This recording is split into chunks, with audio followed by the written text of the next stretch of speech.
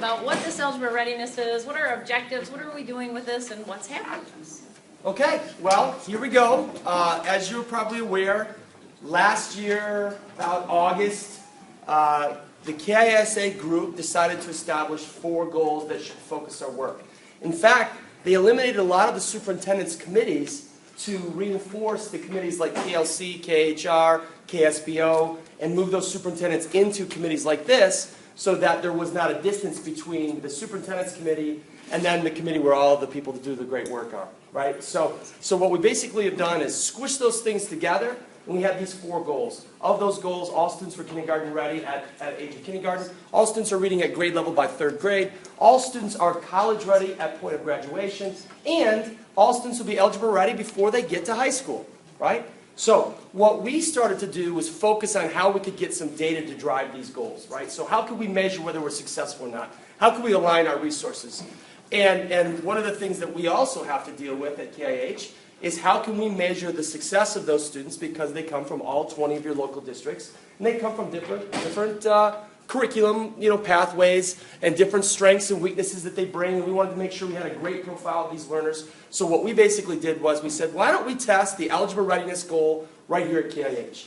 Because we get a sampling, very small, a sampling of all 20 local districts, and we can test this process from start to finish.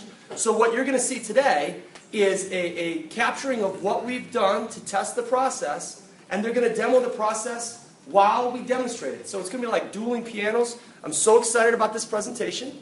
It's going to be neat. There are going to be things going on all over the place. Craig's going to talk more about that later. But back to the goals. Here's what we've tried to do. First, we want to make sure we can collect data on a KSA goal and show that we can measure students that are algebra ready. We want to be able to showcase that you can deploy a common assessment, quick, fast, easy, painless. And you can even develop it yourself. Okay? We wanted to make sure that this common assessment was aligned to state standards. And so we've crosswalked it from state standards to Common Core standards, so it's relevant. We wanted to make sure that it was a common assessment that could be replicated for everyone, right? So that this is something that, should we want to do it as a pre-test and a post-test, if it's built off of these standards, we can give you different versions of this assessment, so they're not just taking the same old test over and over again. Now, the key aspects of this project, we utilized NWEA assessment items that are aligned to the standards. The test itself takes only about 25 to 35 minutes for students to complete. It's digitally delivered, so it's a web-based assessment. Things that will test your bandwidth, test your devices, test whether or not you can actually use some assessments using one-to-ones or BYODs or whatever the device it is that you have. And we wanted to make sure that we could link an LMS to the data warehouse. And that's a big step forward, because once you can connect your LMS to the data warehouse, you can really connect all of those different demographics, those subgroups that you want to measure. You want to be able to use data to drive instruction. You want to find who's doing the greatest job with specific subgroups. All those things that are made capable, and it ties it directly to your LMS. So now it's operational for your teachers. Your teachers in the classroom get a chance to be able to see what those links look and feel like. So we connected it to the data warehouse. Now that opens some doors for us. It allows us to test the teacher-student data link, so we can track the standard all the way down from the learner by the teacher-student or the student code and the teacher code through the standard, which is pretty complex stuff. But all of you that are involved in evaluation, you're going to have to start working on that. You're going to have to be able to demonstrate competencies there, right? And it's going to be something that's of great concern to teachers, because they'll want to know how they look as it compares to evaluation.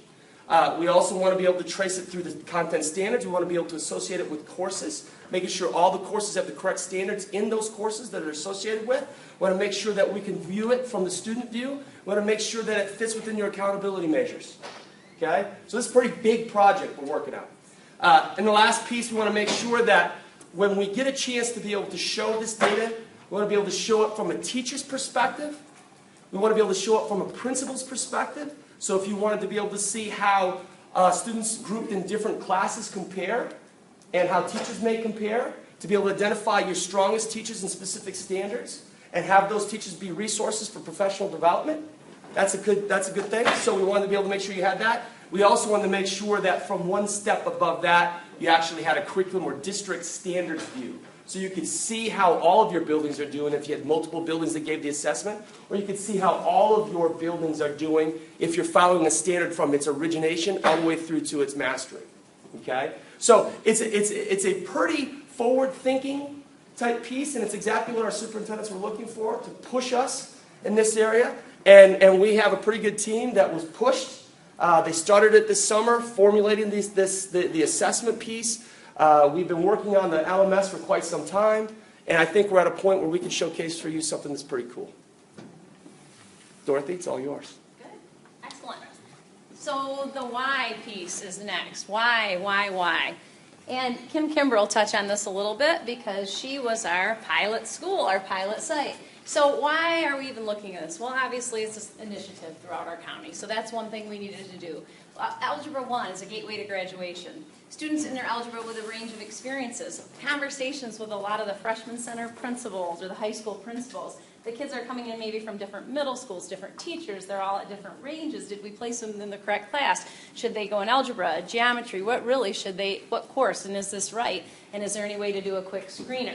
So these were a lot of the questions we were getting and feedback we were receiving. And, where are those gaps? And Kim, we have a principal right on campus. So we're like, Kim, what do you think? Would you be willing to do this? Are you seeing some of these same things at KIH? And she's like, absolutely. Some kids we get placed, we're not sure if that's the right spot that they should be in. And we want some information on that to share with the parents and to catch those kids if needed. Maybe we move them, maybe we don't, but at least we know where those gaps are. So that's kind of the why behind it all. And now Rusty is going to talk about what we're going to experience today. Oh, the experience. Yes.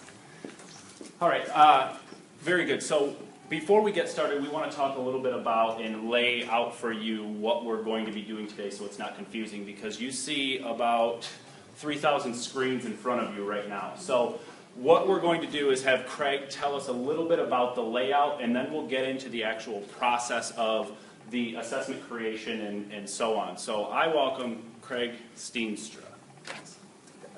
Sure. Okay, so let me get the swivel to follow me back. Come on, there we go. All right, so on this middle screen, I'm going to be demoing the creation of an assessment in Edify so that you get a visual for what that's like. We want to be able to help you conceptualize, visualize what that would mean for your district, your staff, if they were to try it out. As I'm doing that on this screen, Rusty is going to be providing the overview of the implementation that we've done up to this point.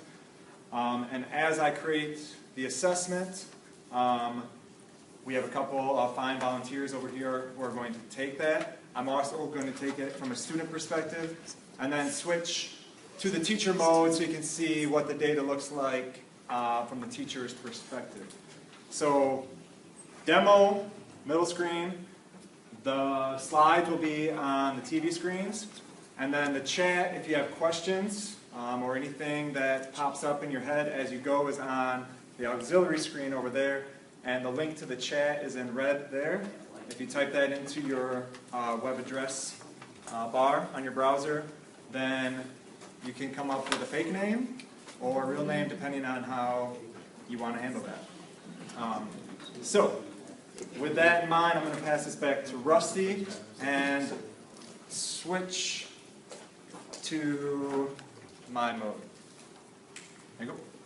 Thank you, sir. And I'll give you a second to type in the web address if you'd like to.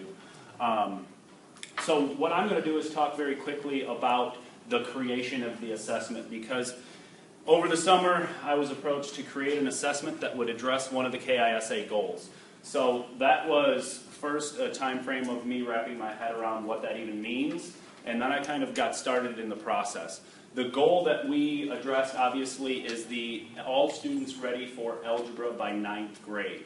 So in order to assess that, we went through a process and determined what that would look like, and we decided that it was going to be 8th grade math standards that were going to be on the assessment. Craig, could you hit the space bar on the other one? Gracias, sir. So the test itself is made up of 8th grade math standards. All the standards are not addressed from 8th grade, but we chose standards that we felt were needed as a foundation to be successful in Algebra 1. From there, as Dr. Smith said, they are NWEA assessment items. And we went through, after choosing these items, went through the review phase. So it was given to teachers, both elementary, middle, and high school teachers, and we went through the piloting phase. We had 10 students take the actual assessment, where we looked at the data, took questions out, and gave the test again. So it's been through about 4 different versions, and the version that we ended up giving to KIH, thanks to Kim and Marcus, who you'll hear from in just a little bit, is version 4, and that's where we're at with the assessment itself. You can see on there that the test is 20 questions long. It's meant to be quick, as Dr. Smith said. It took approximately 30 to 33 minutes for students from log in to log out in Edify. The test itself addresses 9 Common Core domains, and there are 17 standards addressed on the assessment. Before I turn it over to Craig to talk a little bit about what he's got going on, because it's awesome. Are there any questions, not about the process because we don't have time to go there, but I can take specific questions at this point if you have some quick ones about the assessment itself. And if there are none, that is fine as well.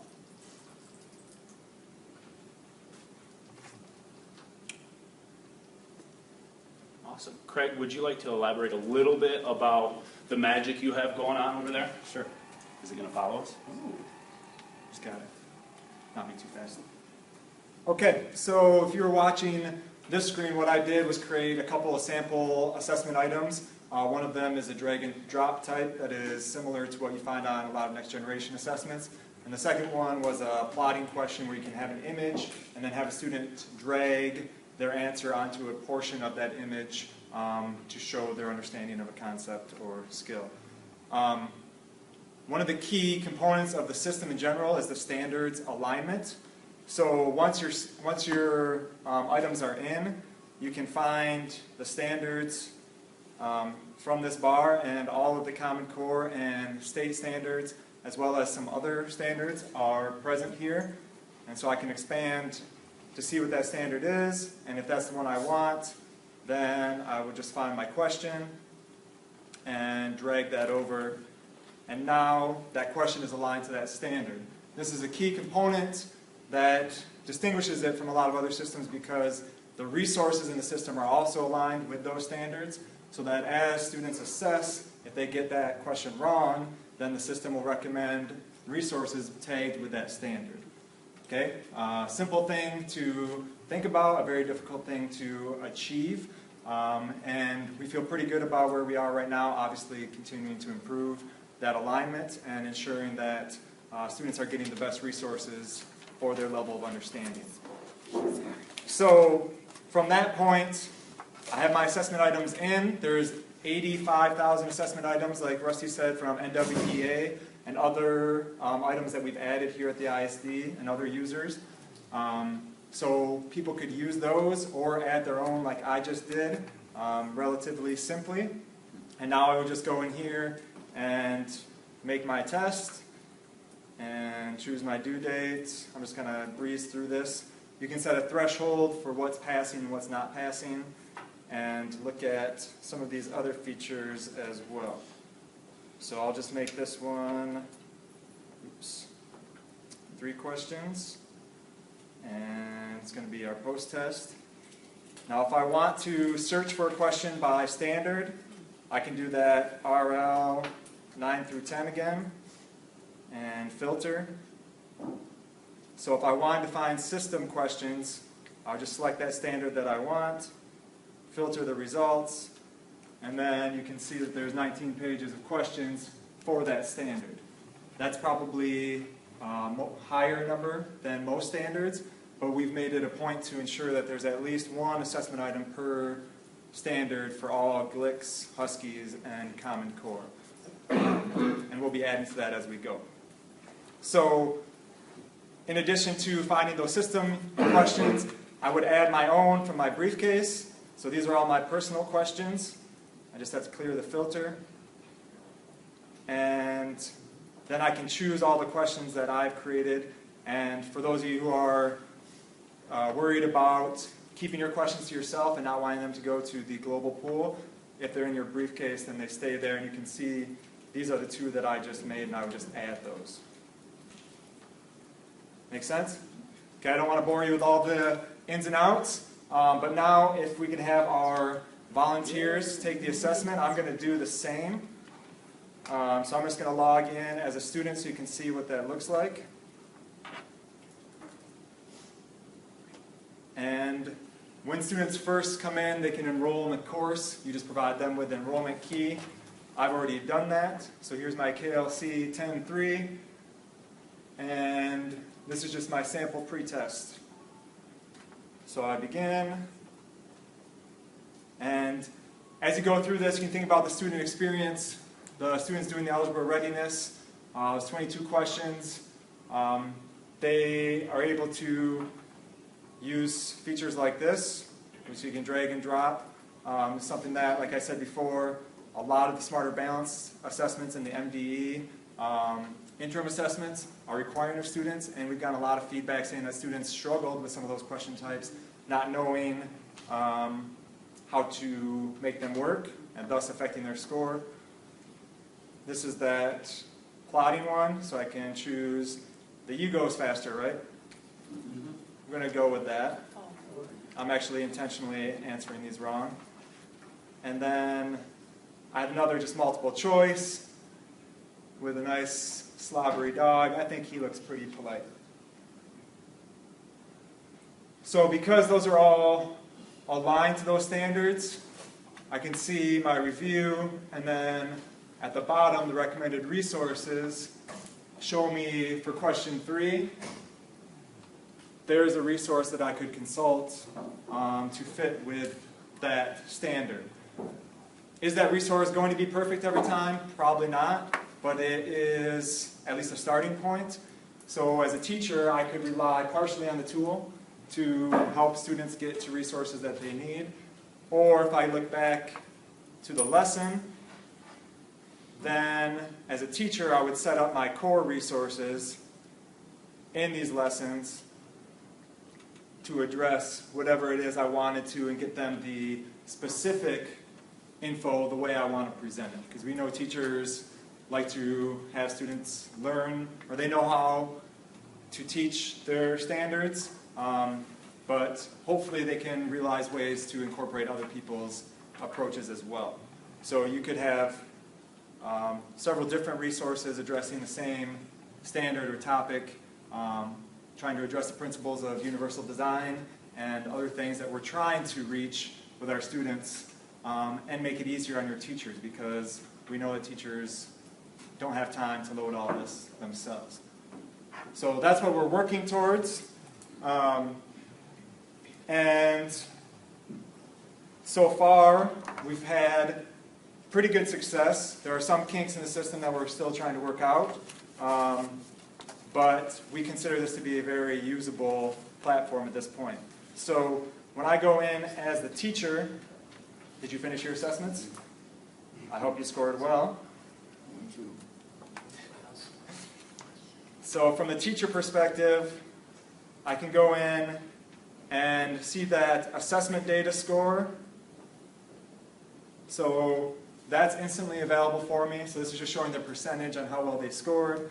And then the performance data right now is only showing the 2 students who took it before, because it takes the job that runs that process. It has to go through the whole database, say this is here, how well did it do? So it takes a couple minutes for that to show, but once that process does run, you can get a breakdown of all the standards by student, and then use the filters over here to get down to the strand domain filter that or standard that you want.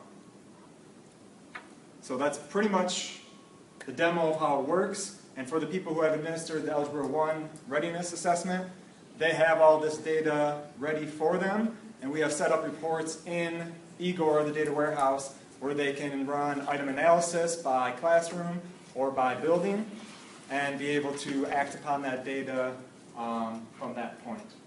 And I think the rest of our presenters are going to speak more to that. So any questions that I could answer, potentially.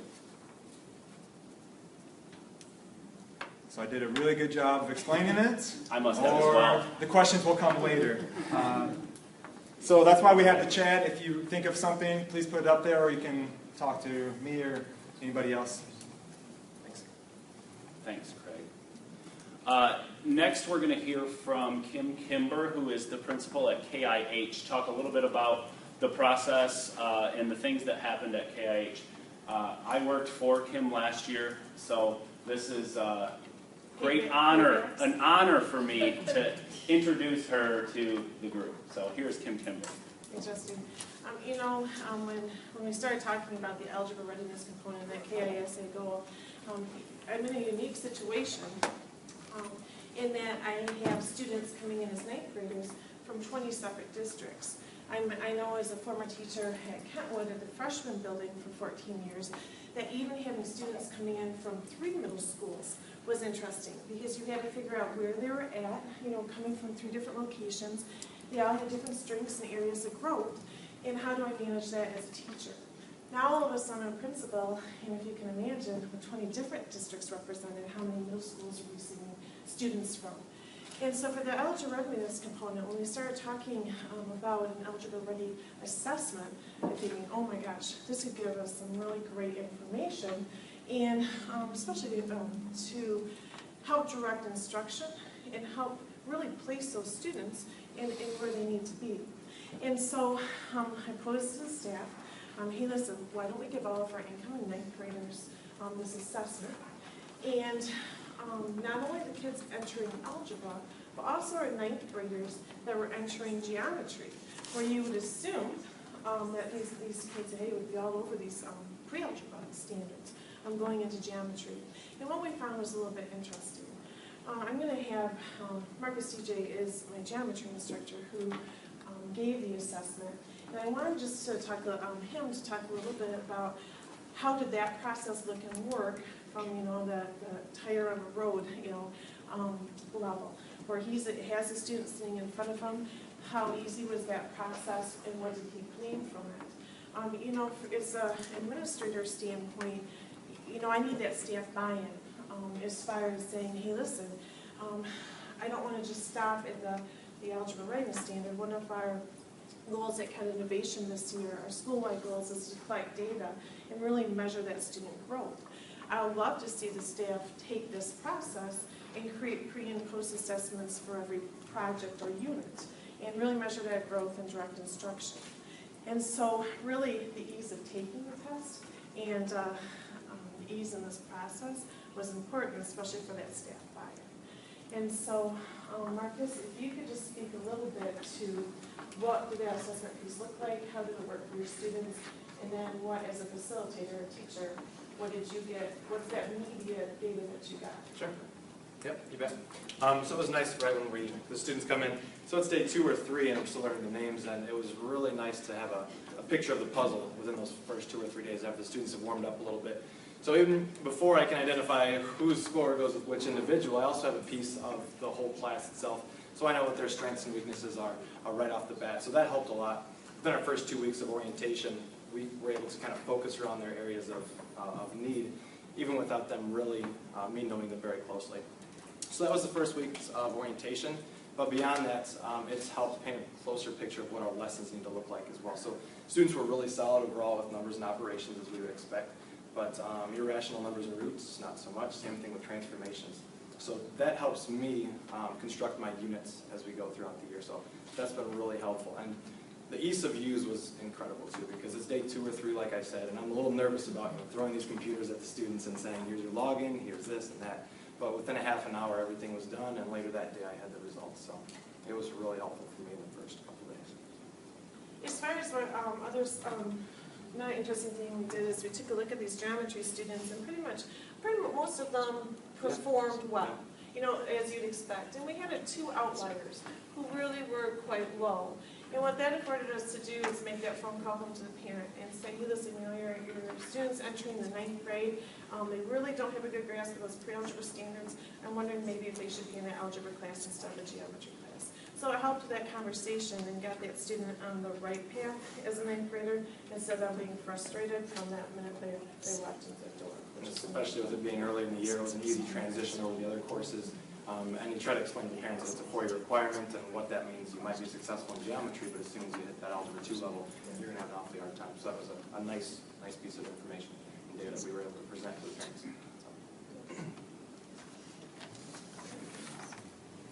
Were you able to track back at what grade levels, or where those standards were expected to be taught? That is late.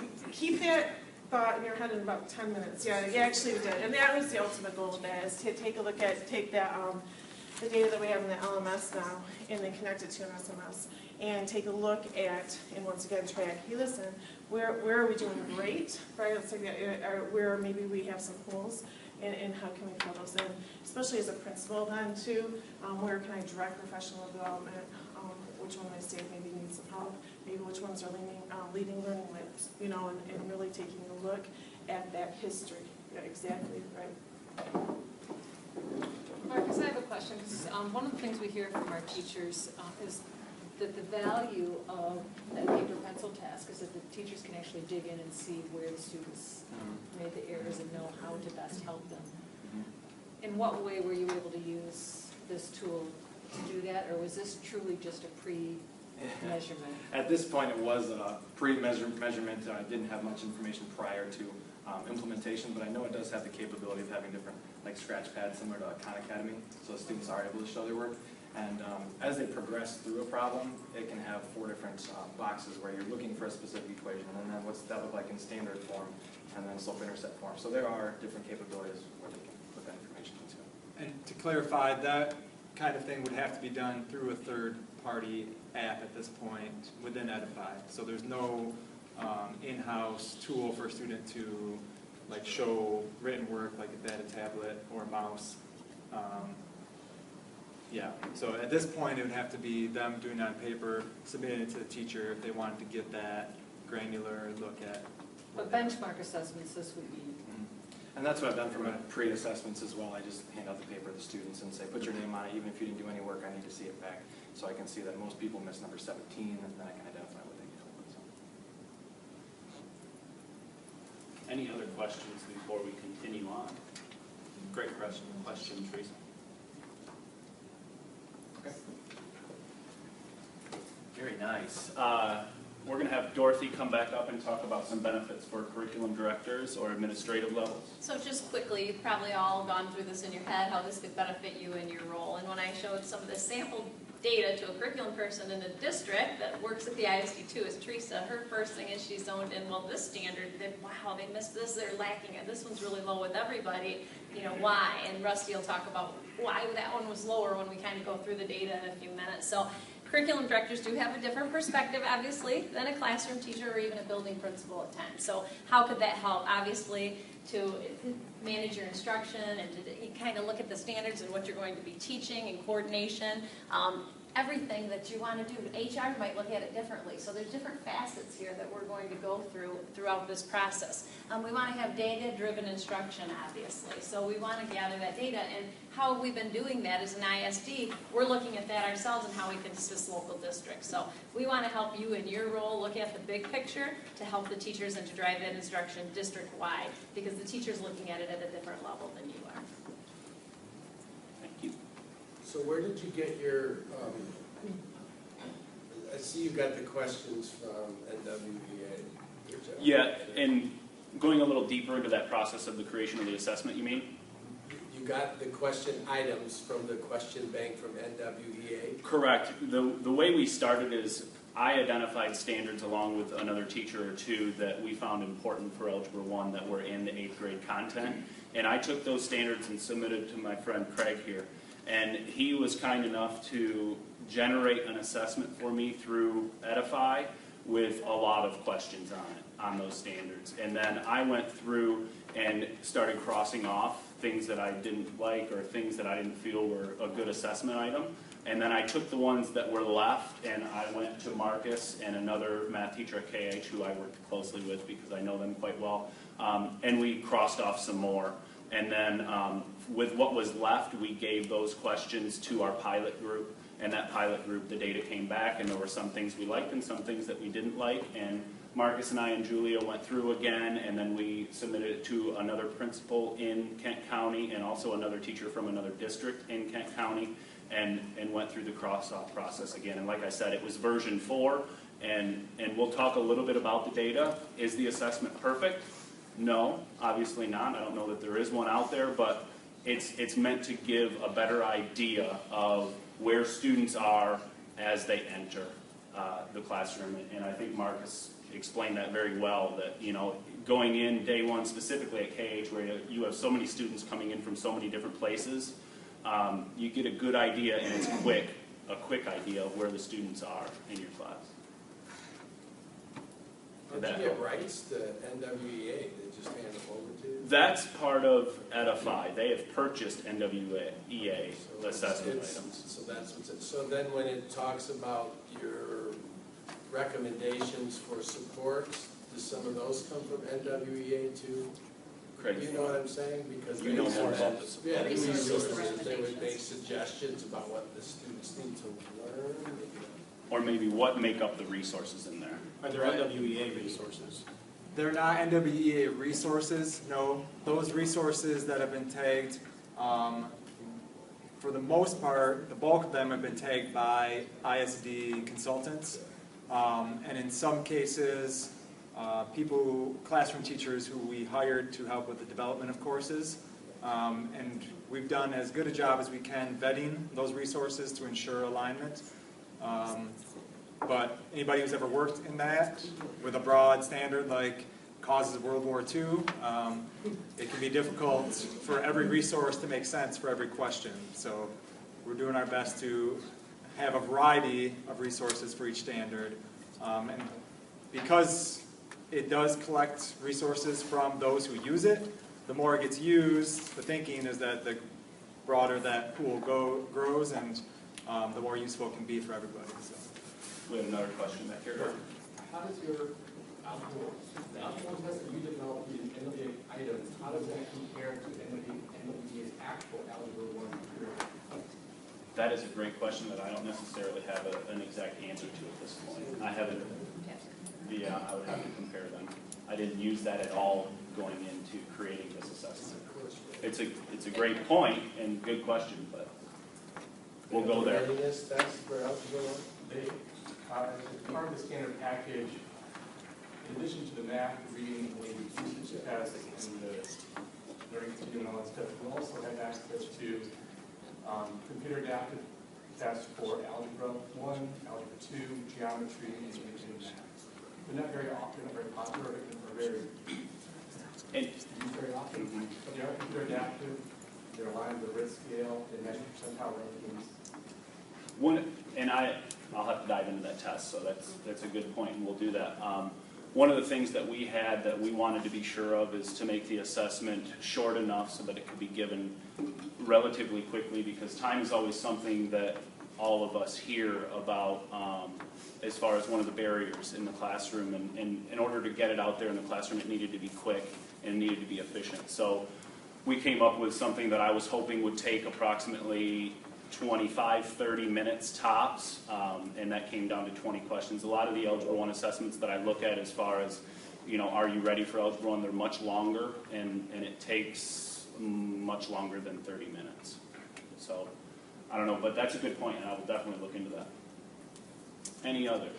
Marcus next. Right. Next, we are going to actually look at some data that was generated from the KIH pilot and the Algebra Readiness Assessment, and I have the honor of welcoming the face of Igor, Mark Maynard. Hey, there you go. He's our expert. I'm not sure how to take that at all. So what we've been working on, basically integrating the data coming out of Edify into the data warehouse. And this is just an example of a couple things. We're just showing you some examples of a couple things that we've kind of put together. This first one is really looking at the strands out of that Algebra 1 assessment. And this is the students, the blue bars represents the students from a specific district. So in this case, there were 5 kids at KIH that took this Algebra 1 assessment, and then compared to the 112 kids that took it. So you can see basically your district's kids compared to the whole group, just to see, how are we doing in that comparison. So I think this is part of a gift package that you'll be receiving today for your district, right, Dorothy? Yep. This parting gifts. So we are going to give you this. There are 19 of the 20 districts have students who are freshmen at KIH this year. So there'll be one person who does not get a parting gift today. But I don't think they're here anyway, so it probably doesn't matter. Any questions on that? Does that make sense? So the blue, wait, do it again. The blue bar is? The blue bar are the students from a local district who attend KIH. So in this case, there's 5 kids here. Their performance by strand, and then compared to the gold bar, which would be the entire population at KIH, so all the freshmen at KIH. So whose gift is that? Yours. No, it's not. Rusty knows, I don't even know. So, okay. Are there other questions about what that, because it takes a little bit of looking to really dissect what that means. Are there other questions that we want to discuss now? Not of the specific school, but the interpretation of the data, or things that you see that you want to discuss as far as the data itself. We're so used to looking at data, I'm sure it's good to go. All right. The next one, Craig. This is really looking at an individual student.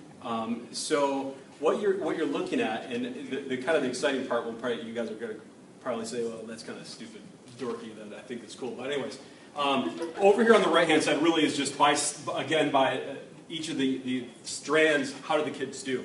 So the green is meaning that they're, if you remember Craig said you can set thresholds. So 80 and above, it's going to turn green. From 61 to, what is it, Craig? 60 to 80 is yellow. Yeah, and then below 60 would be red. So it's just kind of a dashboard you kind of look where you can quickly just see where are the kids' strengths, where are their weaknesses. And then the summary on the left-hand side is really just a summary of all those standards. So, what kind of proportion of the kids, are they strong, where are they, moderately, and where do they need work. So this is kind of, again, a proof of concept. The part of it that is really the cool part here, and you go, maybe you won't think it's as cool as I do, is this right here, looking at the subject area teachers. So again, this is a freshman kid, but here is their 8th grade and 7th grade, and here is the school they're in, and here's the teacher they had for 8th and 7th grade. All right? Clearly, the names have been covered up, but but nonetheless able to track that back. Now, how do you get there? And I know I've had conversations with several of you, more around the evaluation issue. Is how do you get there? Well, it's kind of a combination of things. We've had the conversation of what constitutes a math course, right? Because it could be a lot of different things. And even when you talk about Algebra 1, the way Sparta, what they call Algebra 1 is different than what East Grand Rapids calls Algebra 1. Because, Sparta uses a 1, East Grand Rapids uses a Roman numeral 1. That's a different course, in that sense. So what we've done is actually connected through the student management system. So looking at the schedule, the courses are all tied to NCES codes, which are the federal course codes, right? And that's what we have to report through TSDL. Well, those course codes, the way those are structured, the first 2 digits tell you a content area.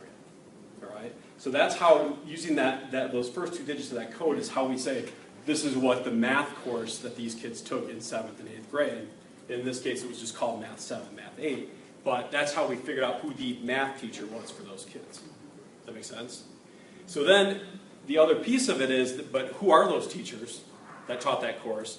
And that's where you need the TSDL to pick up the PIC number, which is, the PIC number is basically a student UIC, right? The same idea. It's a unique teacher ID is what a PIC is. All right, so that's where we pick that up. So it's kind of bringing all those pieces together to say, okay, here's your math teachers for this kid. Again, this is looking at an individual kid. Does that make sense? That's exciting, but you guys are nearly as excited as we were going to do this work. Your intro is the best part of it. So, yeah, it's good. But I think that the benefit here too of trying to make this work is the fact that from an evaluation perspective too is being able to look at that, especially at that secondary level, who taught math or where are all my math kids for my courses that I teach. Now, how do we get there? Well, one is we have to have TSDL, which is something that we haven't typically loaded in the data warehouse. So that's something that we would need from your district. The other is the modification of the files coming out of your student management system. To add that NCES code in there to be able to, again, categorize those courses into the right subject areas. So a couple pieces of work that have to be done to make it work for your district, but not insurmountable tasks by any means. Okay? So that's something you're interested in, talk to me and we can make that work. All that's in the rep report, isn't that correct? The rep report is really different. We really didn't want to go. No, I meant the TSDL. The TSDL. The TSDL connects kids with teachers. Right. Right? And that's really at the course level, though. Right? So just what grade did they get? And then also what MEP score did they get, or what state assessment score did they get? So it's a little bit beyond that. We're just really looking at the courses that a teacher teaches to what kids, and that's kind of that connection there. But you still have to use that NCS code to really look at subject area, to be able to break it down by subject area. It's still a little tricky, it's still a little messy, but it's doable. So, questions? That's really exciting. Thanks, Evan. Yeah. I knew I'd come somebody to be excited. What's that? Do we want this now? Yeah, Because they I may think have that's fine. questions for you. So what Dorothy's going to hand out is your individual district data, kind of like the bar graph that you were able to look at up here. And you can go ahead and look at it, and we can talk about questions if you have them, or we'll move on. Dorothy has some other things that she's going to talk about. But while she's doing that, We'll talk about how many students we tested. yeah, today, that's then- coming up. Yep. So KIH had 112. No, I think you already went through. We gotta go back. Yeah. 112 students, as you were able to see, and then obviously every district is going to be a subset of that 112. So you'll see on the bar, the blue bar will be the N value. That's the sample size from your district. I think most districts were represented. There were one or two that were not because there are no students at KIH that are freshmen. So take a look at that. I would like to thank the Igor representatives and the Edify representatives because we had so many conversations around getting those two things to talk to each other. So it was not an easy process to get where we were today and talking about all the TSDL things that I'm learning about, and it was a good process. So And this is a small sample, we know, from their buildings or districts. So right. That's pretty cool. I think everybody, well, Ron has a few he's passing out, maybe. Yes. I only have pencil left. Who wants to Any others? Are you good? We just have the public, so. yeah. Okay. And we determined that 80% was readiness, correct? Or we didn't talk about that? Percentage is algebra. Right? Yeah. That varies. Percentage is something that I struggle with a lot, and without talking about it for 3 hours like I feel that I could, we had many conversations around what percent is ready, and we really didn't come up with a good answer because I don't believe that there is a good answer. The way we looked at this assessment is a way to try to fill the gaps to make sure students are ready once we're getting into algebra. The students are already there, so we're not going to send them back based on this assessment. So what we wanted to do is not look at overall percent, but look at the lowest things, the biggest gaps that we have, and address those in the classroom prior to getting started with actual algebra content. So I will encourage you not to look at the percent, and I know that's what our minds are trained to do, and it was hard for me as well, and talking to other teachers that have given this, but focus more on low areas and filling those gaps so that you can move on and get ready for the actual algebra content. Well, now that you have your individual bar graph, are there any things that stand out or that you want to talk to me about quickly? Obviously, we don't have all day. None. How many Go. were ready? How many met the readiness expectation? Well, and that's what I said. We didn't really say who is ready because the students are already there, right? So what we wanted to do with the assessment is address the gap areas so that we could say that they were ready to move on. Any others? Sorry, are we taking all your time? I can feel them. They're looking at me over there. Okay. Good? And if, go ahead. You have one group where you have very low Yes. depositors. Does that, will you then go back to questions? Well, all right, so everybody look at the low bar. Everybody has one. It's the same for everyone. And it comes from Pythagorean theorem, question 14 on the actual assessment.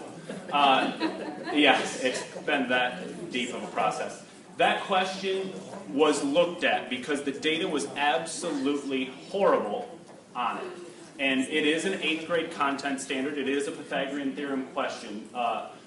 The difference with that question and other questions, it is a higher level thinking question. It's not simply give a triangle with 2 sides, find the third side. It doesn't say anything about Pythagorean theorem. It gives them 2 objects on an XY axis and says find the distance between them. So the students actually have to apply Pythagorean theorem, which is a higher order thinking skill.